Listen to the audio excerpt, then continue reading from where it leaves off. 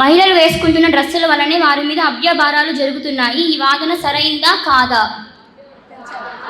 మహిళల యొక్క వస్త్రధారణ మీద ఆధారపడి పొట్టి దుస్తులు వేసుకుంటున్నారు కాబట్టి వాళ్ళ మీద అత్యాచారాలు జరుగుతున్నాయనే వాదన ఉన్నది.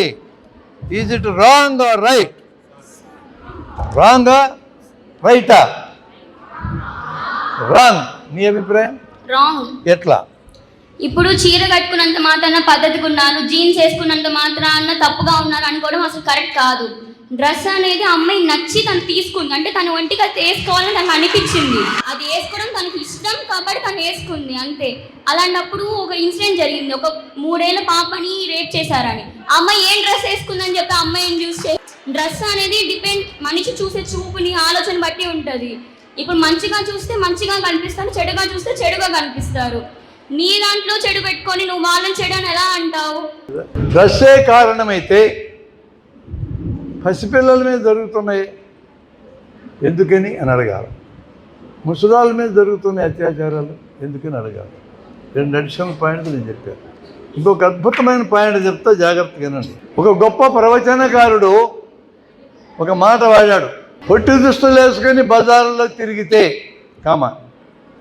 పొట్టి దుస్తులు వేసుకొని సినిమాల్లో ఐటమ్ సాంగ్స్ పాడేటప్పుడు వేసుకున్నటువంటి దుస్తులు వేసుకొని ఎవరైనా బజార్లో తిరగడం మీరు చూసారా? Have you seen it any time? సినిమాల్లో ఐటమ్ సాంగ్స్ అప్పుడు పొట్టి దుస్తులు వేసుకొని మార్కెట్ చేసుకుంటారు ఆ అమ్మాయిల్ని. ఆ విధంగా మీరు బజార్లో ఎవరైనా పొట్టి దుస్తులు వేసుకుని తిరగడం చూసారా? నేనైతే చూడలే ఇంతవరకు.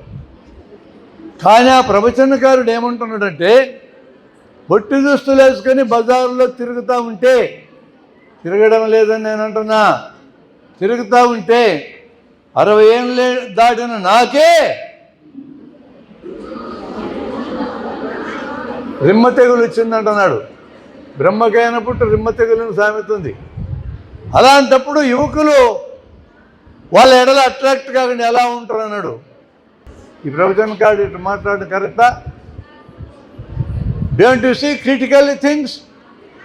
గొప్ప ప్రవచనకారుడు కావచ్చు కానీ ఈ వాక్యం ఆడటం కరెక్టా?